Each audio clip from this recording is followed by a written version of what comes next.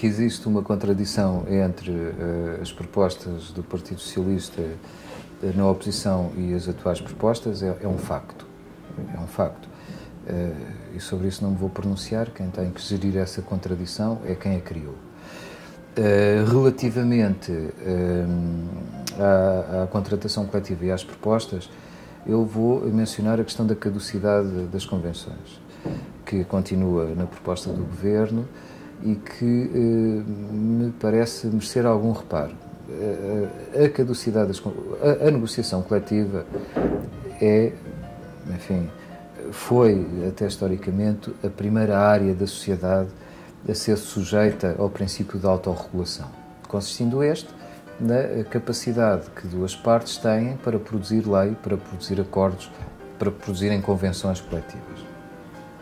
Bom, este princípio foi um princípio que se generalizou desde o século XIX e, sobretudo, ao longo do século XX, na exata medida em que a negociação coletiva ia sendo a base típica de regulação das relações laborais, sobretudo no que se designa por relação salarial fordista, que pressupõe um coletivo de trabalhadores, uma empresa de maior dimensão, enfim. É evidente que as coisas se transformaram. Mas, de entre as transformações todas, há uma que se não modificou, a saber, a da capacidade dos parceiros sociais entre si produzirem acordos.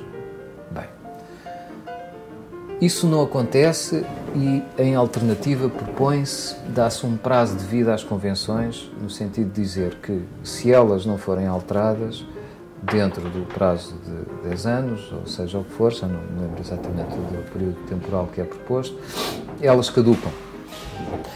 Portanto, coloca-se aqui uma questão que é da capacidade do Estado intervir, neste caso produzindo uma lei, que diz que as convenções, se não forem negociadas, caducarão no prazo de 10 anos. Bem, logo aqui há uma subversão do princípio da autonomia, da autorregulação das partes. A solução para ultrapassar os bloqueios da negociação é pura e simplesmente fazer tábua rasa daquilo que foi um resultado possível e alcançado com o consentimento das partes? Não me parece razoável. O que me parece razoável é que o Estado tenha uma atitude preventiva. Agora, o Estado, se o regime da caducidade vier a ser estipulado, isso configura uma situação de intrusão na liberdade negocial das partes. Há aqui um caráter compulsivo que eu não sei, no plano dos princípios, compaginar com aquilo que é a liberdade negocial associada à negociação coletiva defendida pela OIT. O atual Código, e esta questão tem que ser referenciada, o atual Código já flexibilizou o direito do trabalho. Toda esta discussão sobre a adaptabilidade, em certo sentido, não tem sentido nenhum. Desculpem a redundância.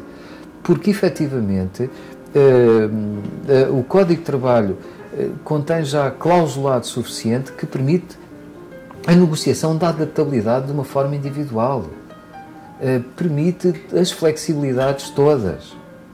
Portanto, é certo, eu diria, de alguma maneira, façam cumprir o Código com aquilo que ele tem de mau, mas também com aquilo que ele tem de bom. Era uma posição aceitável.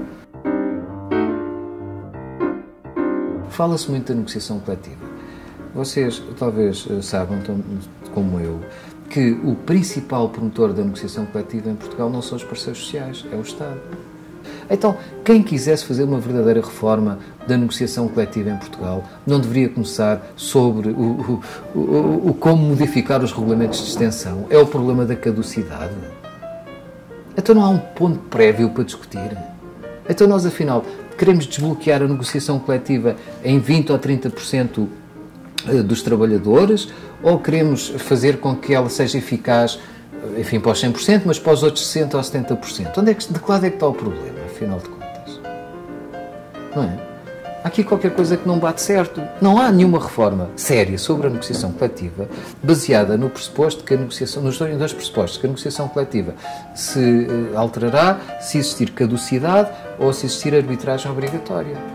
É errado. O problema está do lado do papel que o Estado desempenha na negociação coletiva. E para discutir o papel do Estado o principal fixador das condições de trabalho em Portugal, é necessário discutir o impacto que os regulamentos de extensão têm na regulação das condições de trabalho e dos contratos estabelecidos entre empregadores e trabalhadores. Aqui é que está a grande questão. Também quero dizer já agora sobre isso que eu sou um defensor das reformas. Se quiserem, sou um reformista crítico, um reformista que critica, que põe em causa o legado do consenso de Washington e as tendências de liberalização, enfim, do mundo, mas neste caso do mundo do trabalho. Acho que é preciso uma reforma, para responder a uma questão que me colocou há bocado, é necessário uma reforma que vá no sentido de tornar a vida, o modo como a vida se constitui em torno do trabalho mais digna, uma reforma pela dignidade do trabalho e pela dignidade das pessoas, mas também quero dizer que, enfim, não vou retomar aqui o contraponto reforma-revolução, bastará tão somente dizer que há muitas reformas.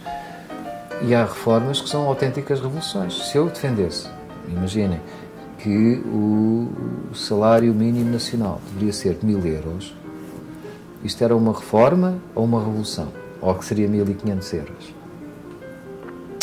Se eu, de facto, fizesse uma reforma radical no Sistema Nacional de Saúde, em que ele fosse totalmente gratuito, onde não houvesse listas de esperas, mesmo à custa do déficit do Estado, do Orçamento de Estado. Isto era uma reforma ou uma revolução? Portanto, isto para dizer que o pensamento reformista hoje é preciso ter algum cuidado, porque há muitas formas de pensamento reformista.